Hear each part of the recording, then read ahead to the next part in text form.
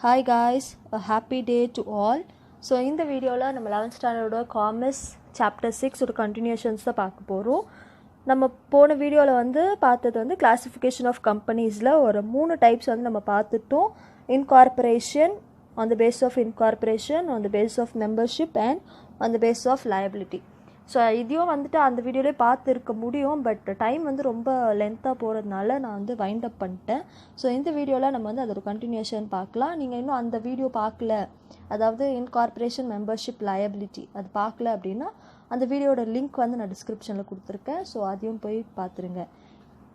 இந்த வீடியோவில் நம்ம பார்க்க போகிறது classification of companies on the basis of control. So control பொறுத்த வரைக்கும் ஃபர்ஸ்ட் கண்ட்ரோல் அப்படின்னாலே கவர்மெண்ட் தான், சரிங்களா? ஸோ ஃபர்ஸ்ட் வந்து கவர்மெண்ட் கம்பெனி பார்த்துடலாம். Public enterprises incorporated under the Indian companies act 1956 is called government company. So ஒரு பப்ளிக் ஒரு organisation, ஒரு என்டர்பிரைஸ் வந்து உருவாகிருக்கு according to Indian companies act அப்படின்னா அது வந்து government company. These companies are owned and manage by the central or state government. ரெண்டுமே government தானே, either central or state government. Section 617 of the Companies Act 1956 defines, definition கொடுத்திருக்காங்க, government companies as any company in which not less than 51% of paid up share capital is held by the central government or state government. So 51% of paid up capital. 51% எவ்வளோ? ஒரு 100%ல maximum ரெண்டாக பிரித்தோம் அப்படின்னா 50-50. So அதில் மேக்ஸிமமாக எடுக்கணும் அப்படின்னா 1% அதிகமாக இருந்தாலும் maximum தானே. ஸோ 51% வந்துட்டு என்ன இருக்கணும், இன்வெஸ்ட்மெண்ட் வந்து யாரோடது தான் இருக்கும் அப்படின்னா கவர்மெண்ட்டோடு தான் இருக்கும், either central government or state government. பாக்கி 49% வந்து நம்ம பப்ளிக் கிட்ட வந்து ஷேர்ஸ் மூலிமா நம்ம ஃபண்ட் வந்து ரேஸ் பண்ணலாம், அதாவது கேபிட்டல் வந்து ரேஸ் பண்ணலாம். ஆனால் மேக்ஸிமம் 51% வந்து யார் தான் இருக்கணும் அப்படின்னா central government or state government தான் இருக்கணும். Partly by the central government and partly by one or more state government. So எதை ஃபுல்லாக அவங்களே 51% கொடுத்துடணும். அப்படி இல்லைன்னா பார்ட்லி சென்ட்ரல் கவர்மெண்ட் கொஞ்சம் அமௌண்ட்டும் ஸ்டேட் கவர்மெண்ட் ஒரு 2-3 ஸ்டேட் சேர்ந்து அந்த அமௌண்ட்டை வந்து கான்ட்ரிபியூட் பண்ணலாம். அதுதான் வந்து government company. A subsidiary of government company shall also be treated as government company. Government கம்பெனிக்கு கீழே இருக்க சப்சிடரிஸையும் வந்துட்டு, அதாவது அவங்களுக்கு கீழே இருக்கிறது தான் வந்து நம்ம சப்சிடரின்னு சொல்லுவோம். ஸோ கவர்மெண்ட் கம்பெனி கீழே இருக்க கம்பெனியும் வந்துட்டு நம்ம கவர்மெண்ட் கம்பெனி அப்படின்னு தான் வந்து ஸ்பெசிஃபை பண்ணுவோம். அப்படி தான் ட்ரீட் பண்ணணும். These companies are registered as private limited companies though their management and their control vested with the government. And இந்த கம்பெனி வந்துட்டு அந்த சஃபிக்ஸ் போன வீடியோவில் பார்த்தோம் இல்லையா, ப்ரைவேட் லிமிட்டடாக இருந்தால் ப்ரைவேட் லிமிடெட் அப்படின்னு சொல்லி எண்ட் ஆகும்னு சொல்லிட்டு, என்ன தான் மேனேஜ்மெண்ட்டும் கண்ட்ரோலும் வந்து கவர்மெண்ட் கிட்ட இருந்தாலும் கம்பெனி வந்து எப்படி ரெஜிஸ்டர் ஆகிருக்கும் அப்படின்னா ப்ரைவேட் லிமிடெட் அப்படின்னு சொல்லிட்டு ரெஜிஸ்டர் ஆகிருக்கும். This type of organisation whether both the government and private individuals are shareholders. So இந்தமாதிரி டைப் ஆஃப் ஆர்கனைசேஷனில் ரெண்டு கவர்மெண்ட்டும் சரி ப்ரைவேட் இண்டிவிஜுவல்ஸும் சரி ஷேர் ஹோல்டர்ஸாக வந்து இருப்பாங்க. Sometimes these companies R are called as mixed ownership company.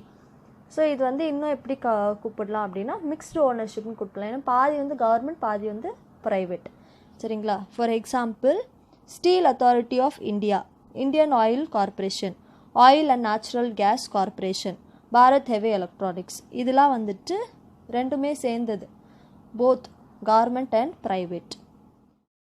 Next வந்துட்டு holding company.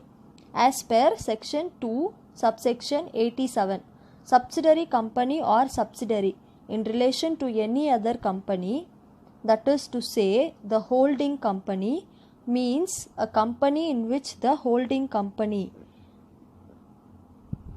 புரியல? சரி, என்ன சொல்ல வராங்க அப்படின்னா ஹோல்டிங் கம்பெனினா யார் அப்படின்னா, இப்போ கொஞ்ச நேரத்துக்கு முன்னாடி நம்ம பார்த்தோம்ல சப்சிடரி கம்பெனி, ஒரு கவர்மெண்ட் கம்பெனிக்கு கீழே இருக்க கம்பெனி, அது வந்து நம்ம என்னன்னு சொல்லுவோம் அப்படின்னா சப்சிடரி கம்பெனி. ஒரு கம்பெனிக்கு கீழே வேலை செய்கிற இன்னொரு கம்பெனி, அதுதான் சப்சிடரி கம்பெனி. இப்போ அந்த சப்சிடரி கம்பெனி எந்த கம்பெனி கீழே வேலை செய்யுது, அந்த பெரிய ஆர்கனைசேஷன் இருக்கு இல்லையா, அந்த பெரிய ஆர்கனைசேஷன் தான் வந்து ஹோல்டிங் கம்பெனி. ஸோ இப்போ உங்களுக்கு புரிஞ்சிருக்கோன்னு நினைக்கிறேன். ஹோல்டிங் கம்பெனினா என்ன, ஒரு கம்பெனியை ஹோல்டு பண்ணுறது. சரிங்களா, சப்சிடரின்றது சப் கம்பெனி. சரிங்களா, அதை ஹோல்ட் பண்ணுற கம்பெனி தான் வந்து ஹோல்டிங் கம்பெனி. ஸோ எப்போ அதை ஹோல்டிங் கம்பெனி அப்படின்னு சொல்லுவாங்க அப்படின்னா, controls the composition of a board of directors. Subsidiary கம்பெனியோட போர்ட் ஆஃப் டைரக்டர்ஸை கண்ட்ரோல் பண்ணுறது. சரிங்களா, and exercise or controls more than 1/2 of the total share capital either at its own or together with 1 or more of its subsidiary companies. அந்த subsidiary கம்பெனியோட 1/2 total share கேபிட்டலை வந்து இவங்க control பண்ணுவாங்க. Or together with 1 or more of its subsidiary company. இன்னும் 2-3 subsidiary கம்பெனிஸை சேர்த்து அவங்களோட half share capital வந்து இவங்க ஹோல்டு பண்ணுவாங்க, கண்ட்ரோல் பண்ணுவாங்க. அந்த கண்ட்ரோல் பண்ணுறதுனால தான் இவங்களை நம்ம என்னன்னு சொல்கிறோம் அப்படின்னா ஹோல்டிங் கம்பெனி அப்படின்னு சொல்கிறாங்க. Provided that such class or classes of holding companies as may be prescribed shall not have lawyers of subsidiaries beyond such numbers as may be prescribed. So இவங்க ஃபுல் கண்ட்ரோல் யார்கிட்ட இருக்கும் அப்படின்னா இந்த holding கம்பெனிக்கிட்ட தான் இருக்கும். And subsidiary கம்பெனிக்கு வந்து பெருசாக வந்துட்டு ப்ரிஃபர் பண்ண மாட்டாங்க, இந்த மாதிரி லீகலாக வந்துட்டு லாயர்ஸ்லாம் வச்சுக்கிற மாதிரி ப்ரிஸ்கிரைப்லாம் பண்ணியிருக்க மாட்டாங்க. அதுதான் வந்து holding company, the power of holding company. Next வந்து subsidiary company. Subsidiary company or subsidiary in relation to any other, that is to say the holding company, means a company in which the holding company. அதே தான் இங்கேயும் சொல்லியிருக்காங்க. என்ன அப்படின்னா subsidiary கம்பெனினா என்ன, holding company கீழே இருக்கிற ஒரு கம்பெனி தான் வந்து சப்சிடரி கம்பெனி. சரிங்களா, controls the composition of the board of directors means a company in which the holding company controls the composition. சரிங்களா, ஹோல்டிங் கம்பெனி அகெயின் இங்கே ஹோல்டிங் கம்பெனி தான் வந்து கண்ட்ரோல் பண்ணுறாங்க. இங்கே வந்துட்டு ஹோல்டிங் கம்பெனி தான் means a company in which the holding company controls the composition of board of directors. யாரோடது, subsidiary. இது இங்கேயும் அதே தான் சொல்கிறாங்க. சப்சிடரி கம்பெனினா என்ன அப்படின்னா ஹோல்டிங் கம்பெனி வந்துட்டு டேக் ஓவர் பண்ணியிருப்பாங்க, கண்ட்ரோல் பண்ணுவாங்க அதோட போர்ட் ஆஃப் டைரக்டர்ஸ். சரிங்களா, கொஞ்சம் கவனமாக படிச்சிங்க அப்படின்னா ரொம்ப ஈஸியாக புரிஞ்சிடும், அண்டர்ஸ்டாண்ட் பண்ணிப்பீங்க. Exercise or controls more than 1/2 of a total share either at its own or together with 1 or more of its subsidiary companies. So அதே சேம் பாயிண்ட் தான் ரிப்பீட் ஆகிருக்கு. திரும்பியும் வந்துட்டு இங்கே ஒரே ஒரு கான்செப்ட் தான் புரிஞ்சுக்கணும். ஹோல்டிங் கம்பெனினா the company which controls the another company which is under the holding company.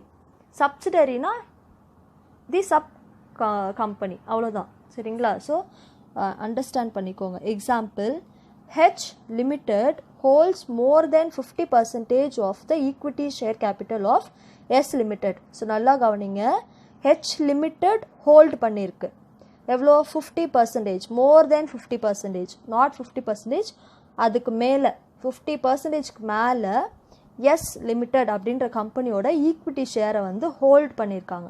Now H limited is the holding company of S limited.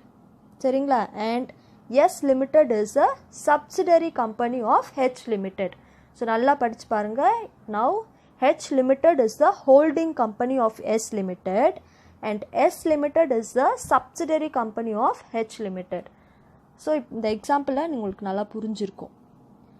So next வந்து classification of company on the basis of nationality. First வந்து domestic company.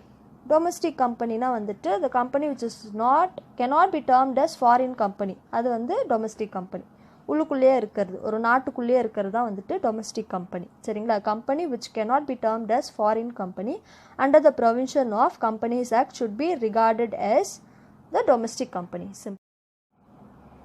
So next வந்துட்டு foreign companies.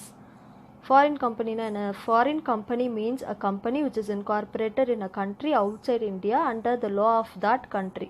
So இந்தியாவுக்கு வெளியே வேறு ஒரு கண்ட்ரியில் வந்துட்டு incorporate பண்ணிட்டாங்க, எஸ்டாப்ளிஷ் பண்ணிட்டாங்க, அந்த கண்ட்ரியோட லா படி அந்த கம்பெனி வந்து ரூல்ஸ் அண்ட் ரெகுலேஷன்ஸ்லாம் செட் பண்ணி பிரின்சிபல்ஸ்லாம் செட் பண்ணி இன்கார்பரேட் பண்ணிட்டாங்க.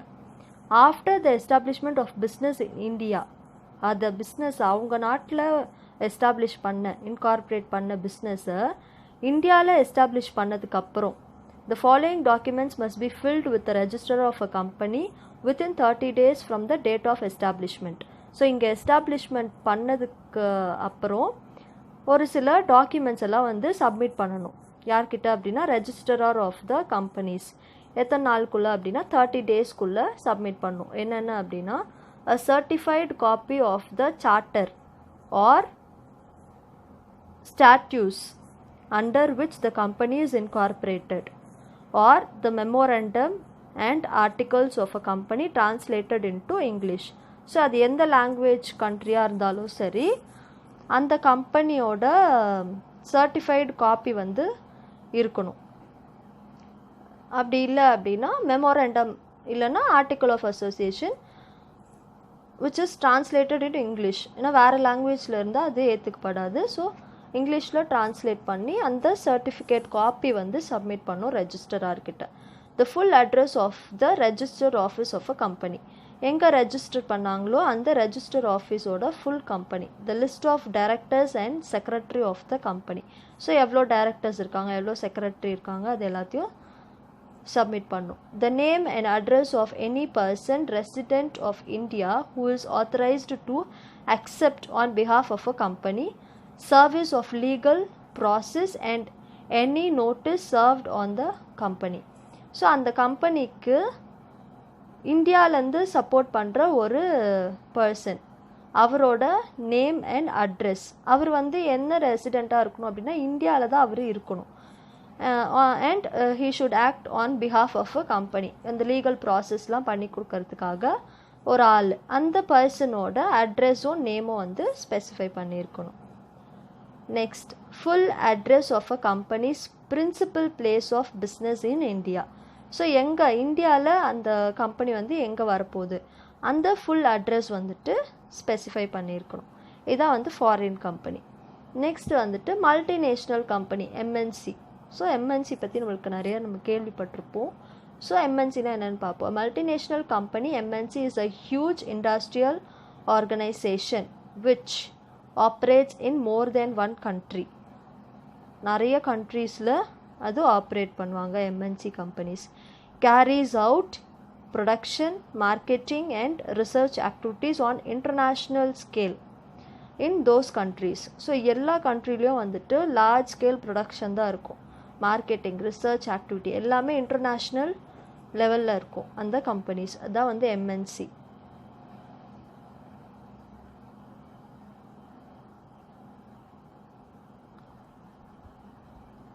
இன்னும் இருக்கு. Seeks to maximise profit world over. So profit வந்து வேர்ல்ட் ஓவர் வந்து மேக்ஸிமைஸ் பண்ணுவாங்க. எவ்வளோ ப்ராஃபிட் ஏர்ன் பண்ண முடியுமோ அவ்வளோ ப்ராஃபிட் வந்து ஏர்ன் பண்ணணும், மேக்ஸிமைஸ் பண்ணணும் அப்படின்னு நினைப்பாங்க ப்ராஃபிட்டை. Domestic company or foreign company can be a MNC. So domestic கம்பெனியோ இல்லை ஒரு ஃபாரின் கம்பெனியோ அது வந்து எம்என்சியாக இருக்கிறதுக்கான வாய்ப்பு கூட இருக்குது. Can be and MNC. Examples: Microsoft Corporation, Nokia Corporation, Nestle, Coca Cola, International Business Mission, PepsiCo, Sony Corporation. இதெல்லாம் வந்து எக்ஸாம்பிள்ஸ் ஆஃப் மல்டிநேஷ்னல் கம்பெனி.